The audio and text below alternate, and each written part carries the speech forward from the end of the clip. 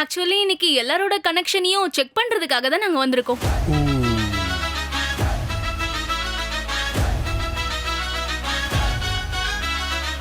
யாரோட கனெக்ஷன் எந்த அளவுக்கு லவ்ல இருக்கு, அப்புறம் எந்த அளவுக்கு பவர்ல இருக்கு. சில பேர் இன்னைக்கு வீட்டுக்கு போக போறாங்க, சில பேர் இன்னைக்கு அடுத்த கட்டத்துக்கு போக போறாங்க.